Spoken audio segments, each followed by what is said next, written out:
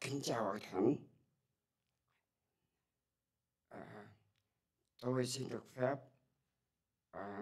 dâng lên lời cầu nguyện lên cho Chúa.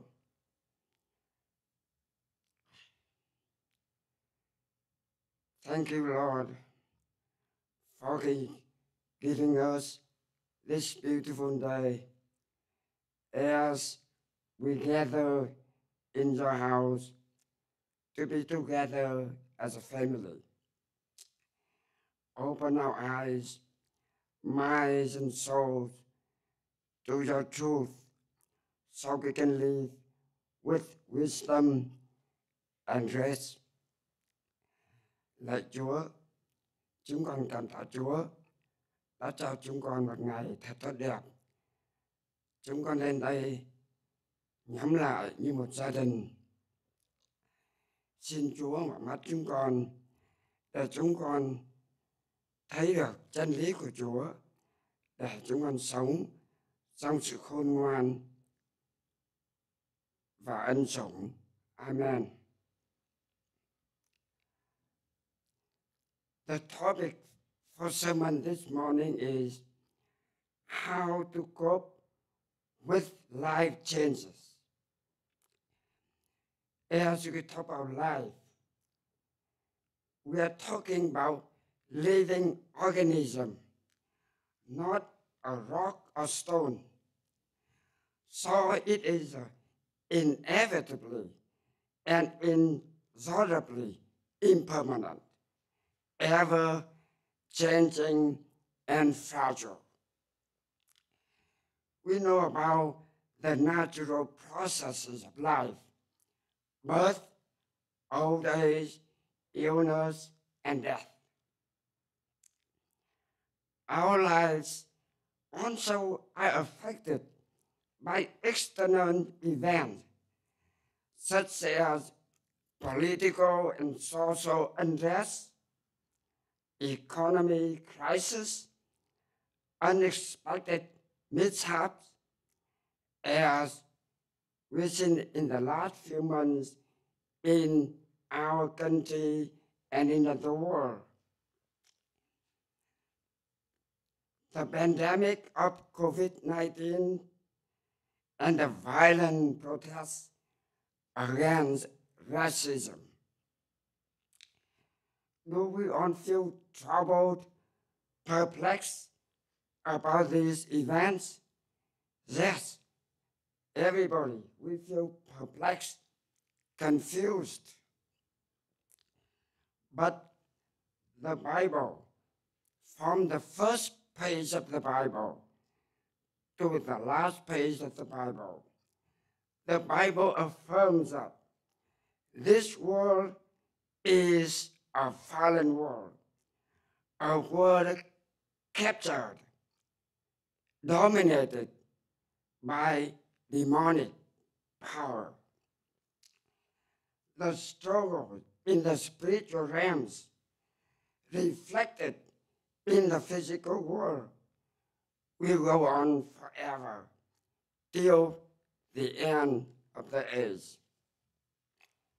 Kính thưa Hội Thánh, sáng ngày này tôi muốn chia sẻ với quý vị đề tài là chúng ta phải đối phó thế nào với những biến chuyển trong cuộc sống. Khi nói về đời sống, chúng ta nói tới các sinh vật khác hoàn toàn khi chúng ta nói tới một tảng đá, một cái núi, một vật vô tri vô giác.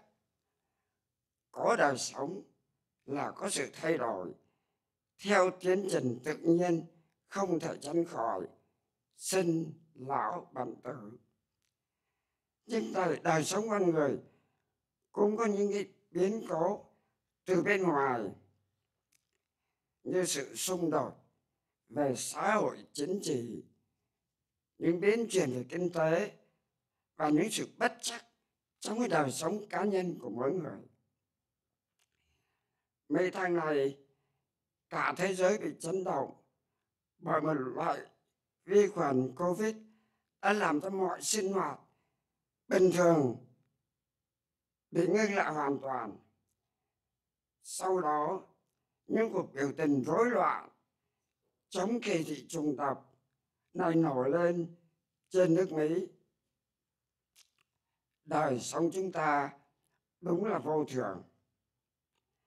Các ông bà anh chị em và ngay cả chính tôi có ngạc nhiên, bối rối, lo âu hay cảm thấy bất an trước những biến cố này không? Chắc chắn là có. Nhưng câu hỏi là tại sao những chuyện này lại xảy ra?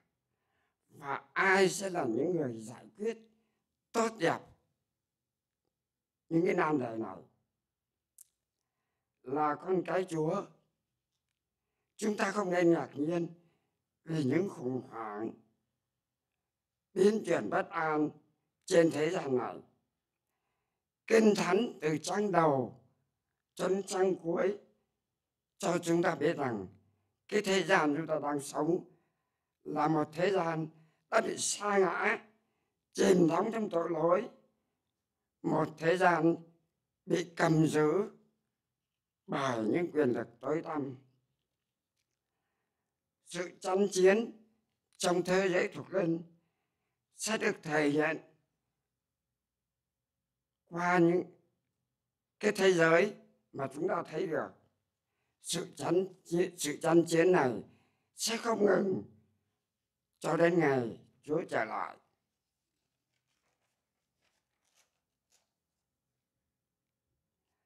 So today, I would like to share with you 3 keys or 3 ideas how to deal with life changes. On these keys and ideas, I think Alan already talked about last week. Today, I just want to recapture some of his ideas and present them in a different angle. First, is a life is impermanent, ever-changing. These are beyond our control. To deal with them, we have to see them in a larger picture, to look at them through a different worldview. Key number 1. The first key is about identity, who we are as a follower of Christ, who we are and who is God we are worshiping. Ask yourself this question and you can find the answer to life problem. Today I just want to share my thoughts about this. The Bible assures us, yet to all who did receive him, who believed in his name, he gave the right to become the children of God. So we are the children of God. God is our Father. Do you remember the Lord's Prayer, Our Father in heaven? With its simple truth firmly in our heart, we can say, as David said, yes, my life is in my Father's hands. What a comforting idea. In Jeremiah verse 29:11, the Lord declares, for I know the plan I have for you, declares the Lord, plan to prosper you, not to harm you, plan to give you hope and future.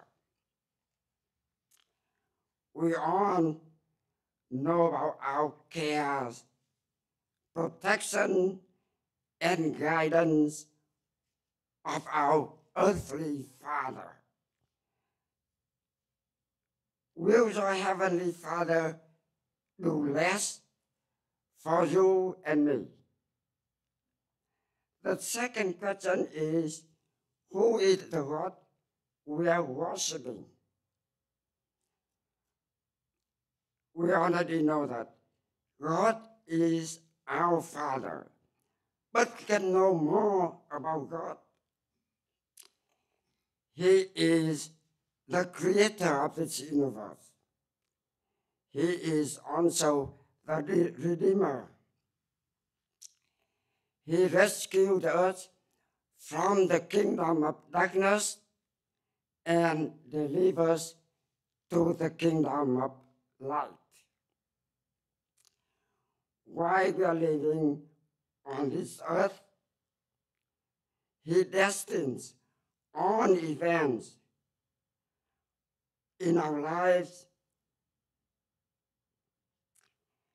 Ellen mentioned about this as the sovereignty of God.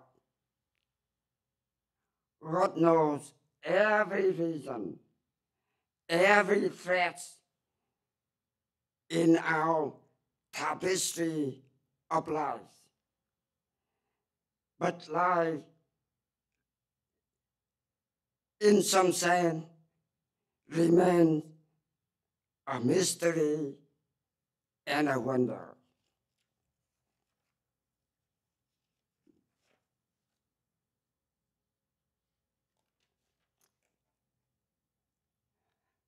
Và thưa quý vị, thì câu hỏi là làm sao chúng ta có thể ứng xử hay đối phó với những nan đề ngày hôm nay? Hôm nay tôi chia sẻ cho quý vị 3 cái ý chính. Điểm thứ nhất là nói về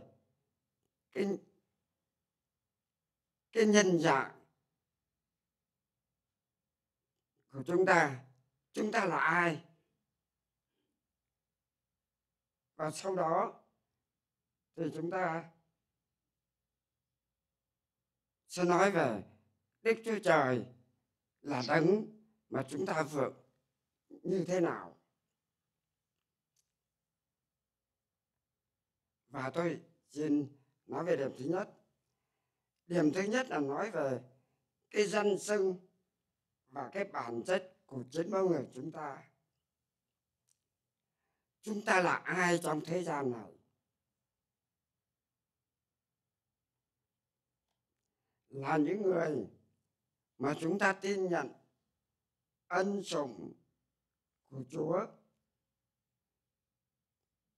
Kinh Thánh đã khẳng định trong Giăng đoạn 1 câu 12: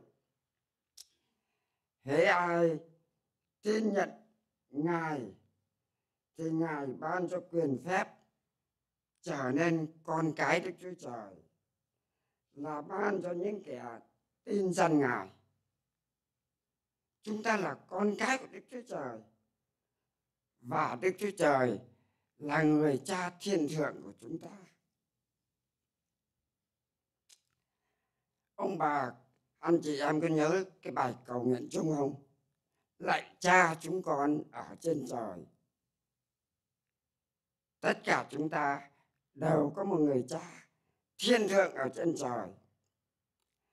Nếu chúng ta nắm chắc được cái ý tưởng này ở trong tim, trong linh hồn, tâm trí chúng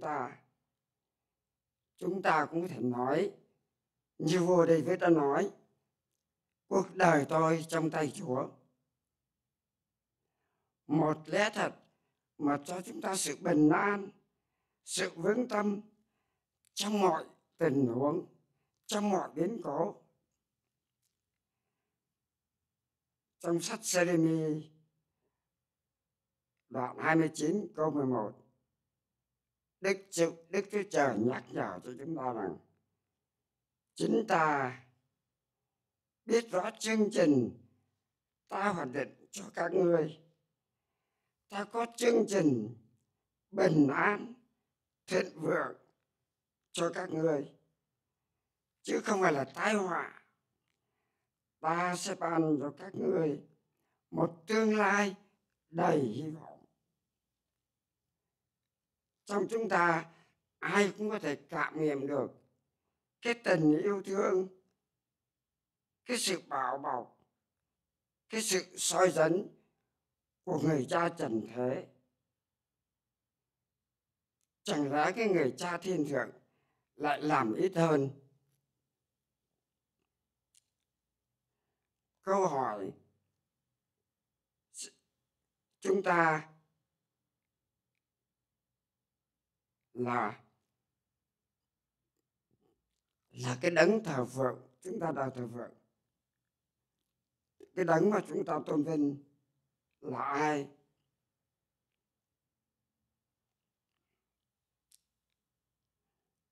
Chúng ta có thể biết thêm một vài điều nữa về cái người cha thiên thượng chúng ta. Người cha thiên thượng chúng ta là Đức Chúa Trời, là cái đấng tạo dựng ra cái vũ trụ và muôn vật, muôn loài,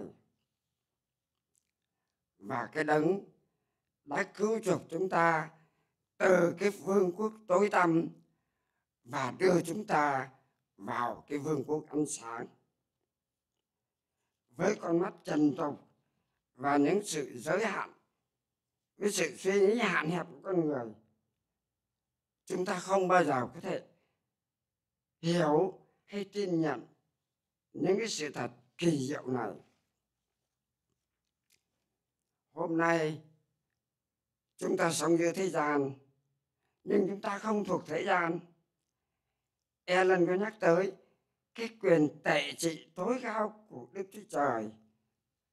Đức Chúa Trời đã an bài mọi chuyện trong mỗi đời sống của chúng ta, mọi biến cố trong cái lịch sử nhân loại.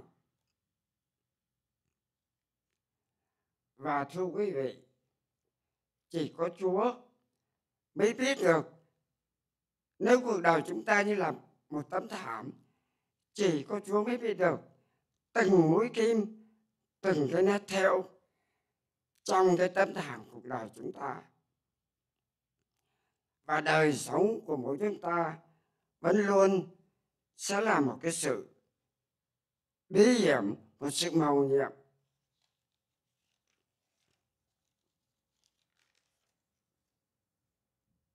Now I talk about key number 2. As we understand that God destined every event in our lives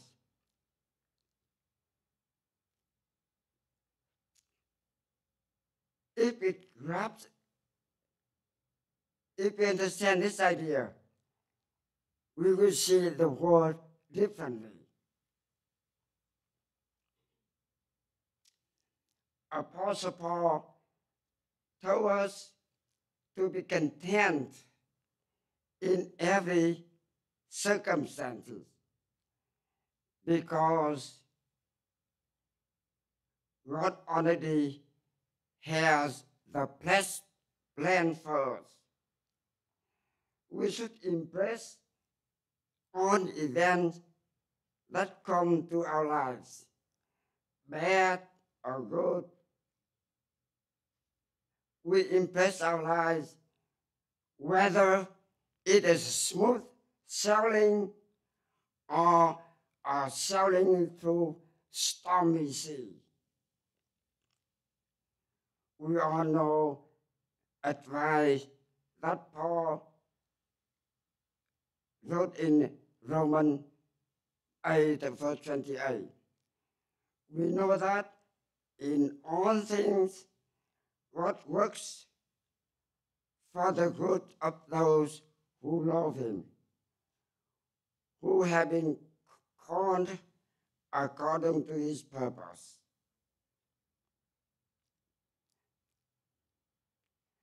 The chief end of life is not a pursuit of happiness, a life of pleasure or at ease, but to be more like Christ every day.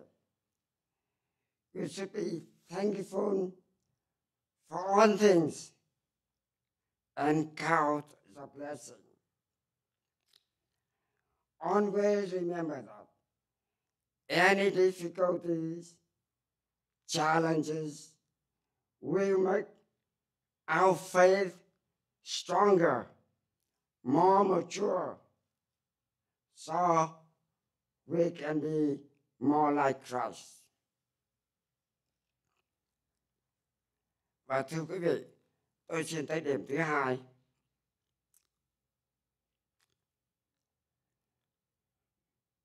Một khi chúng ta thấu hiểu được cái sự an bài của Chúa trong đời sống chúng ta,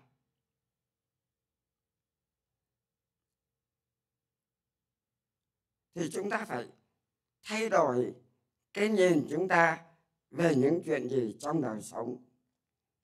Sứ đồ Phaolô có nhắc nhở rằng chúng ta rằng hãy thỏa lòng với cuộc sống Chúa an bài,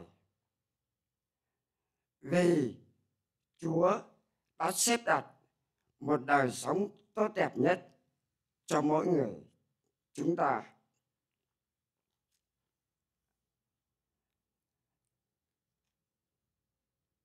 Chúng ta ai cũng quen thuộc với cái câu Kinh Thánh của sứ đồ Phaolô trong Roma 8:28.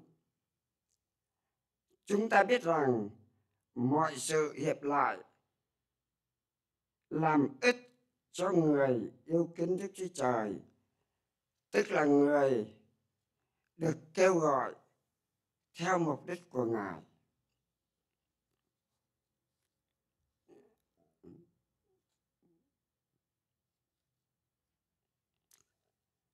Một vài điều tôi cũng xin nhắc nhở với Thánh là chúng ta hãy có lòng cảm tạ Chúa trong mọi việc. Chúng ta hãy nhìn lại và đếm những cái ân phước mà Chúa đã ban cho chúng ta. Cho nên trong những lúc mà chúng ta gặp khó khăn, trở ngại, bị thách đố, chúng ta hãy có thái độ rằng chính những điều này sẽ giúp chúng ta lớn lên trong đức tin, trở nên giống Chúa hơn mỗi ngày.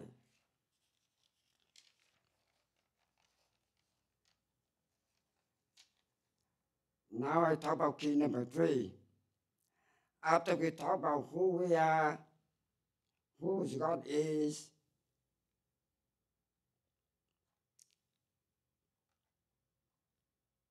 now is the time for action. How should we act?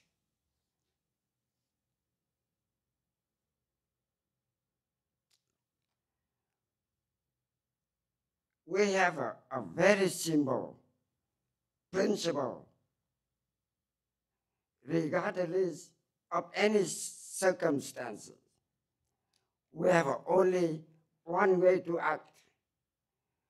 We have to act righteously and nobly.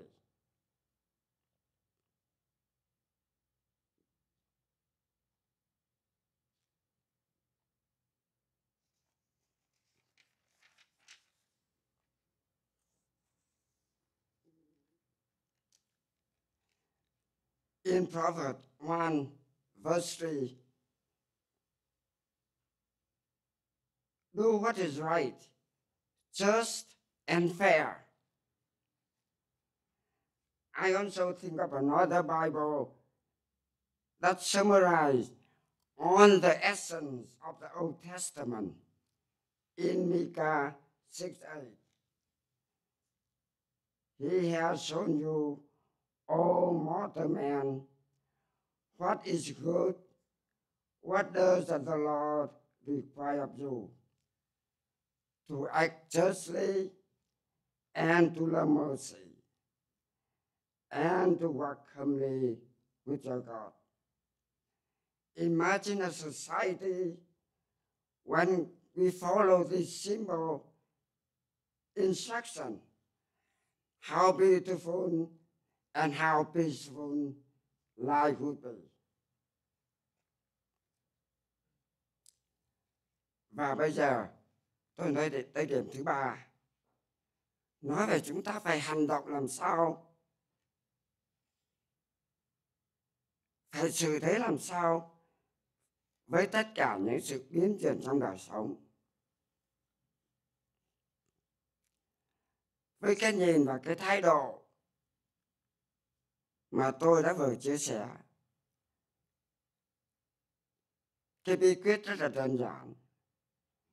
Chúng ta chỉ có một phương cách hành xử được thâu tóm trong châm ngôn 13 là hãy sống một đời sống công chính, công bằng và cao thượng.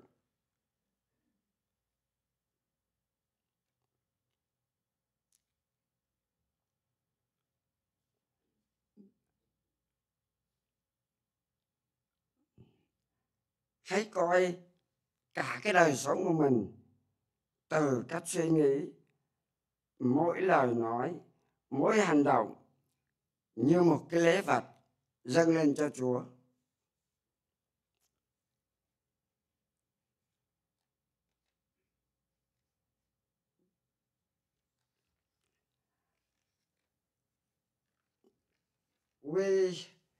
Sometimes we watch a Vietnamese monk, Pháp Hòa. He's a gentle, calm. People flock to him with many life problems and some religious problems. He explained to them very clearly.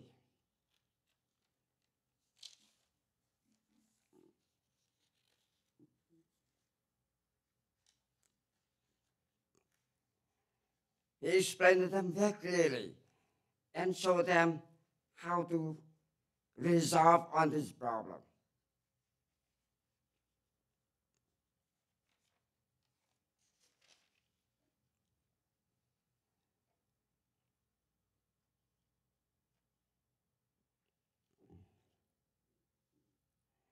And his calmness, his unperturbed manner impressed me a lot. But I can't help thinking about another life, the life of Apostle Paul.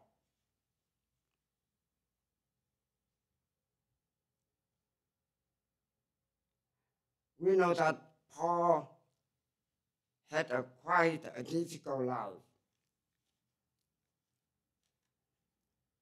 He worked during the day to make a living,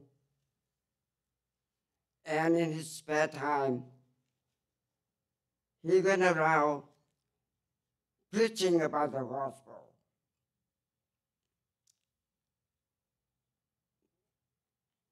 He preached the gospel in the midst of opposition and persecution in his day. He was hunted down just after beaten, being in shipwreck,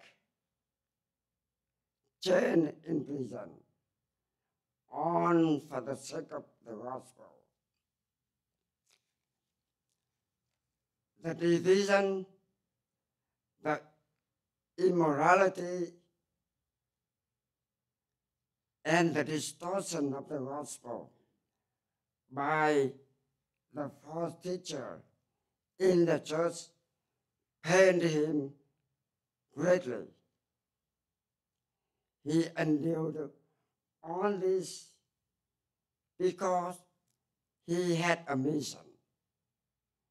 He met the risen Lord, and the Lord destined him to be the apostle. I believe that God also destined every one of us with a mission.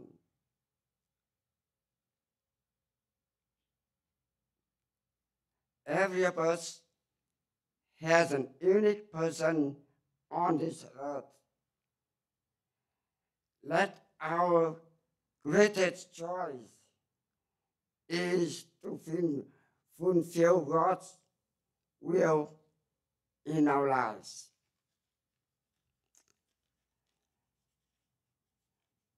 Và thưa quý vị,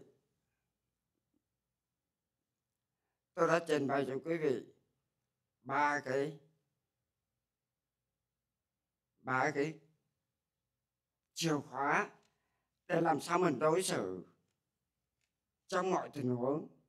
Thứ nhất là luôn luôn mình hiểu chúng ta là ai. Chúng ta là người tin Chúa, chúng ta là người theo Chúa. Như vậy là chúng ta phải làm giống như Chúa. Chúng ta phải có cái ý tưởng như Chúa.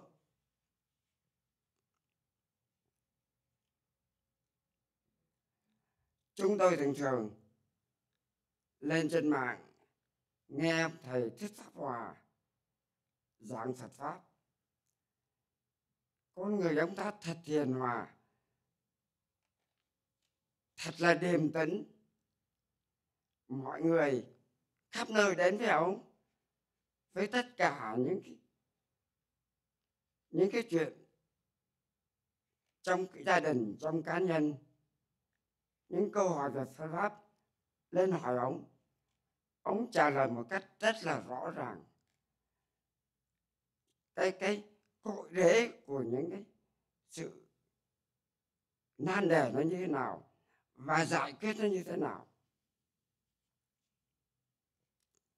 Và cái hình ảnh của một nhà sư luôn trầm tĩnh, không có gì bị dao động, rất là gây cho tôi một ấn tượng rất tốt.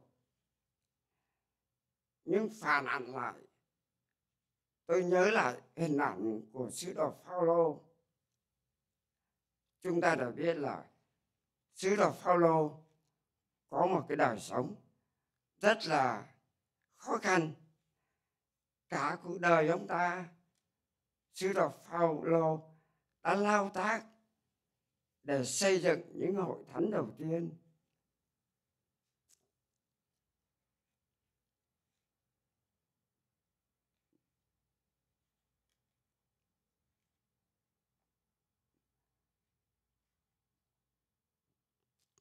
Và trong hội thánh có những sự chia rẽ, bè phái, có những tiên tri giả đã bóp méo đi cái phúc âm của Chúa, cái sứ điệp phải thật tự giá. Rồi có những chuyện vô luân xảy trong hội thánh. Những cái điều này rất làm buồn cho Phaolô. Nhưng mà ông ta sau cùng, ông ta vẫn chịu đựng tất cả, thắng vượt tất cả.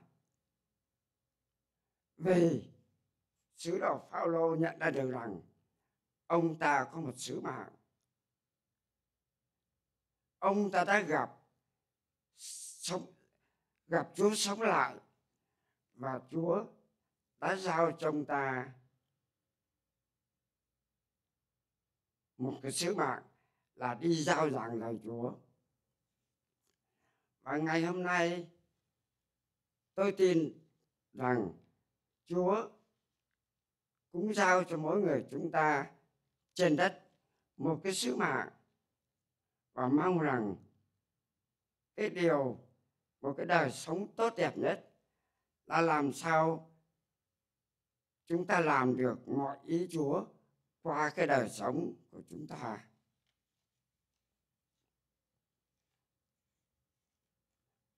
Đó là một vài cái sự chia sẻ với Hội Thánh sáng hôm nay. Xin cảm ơn mọi người.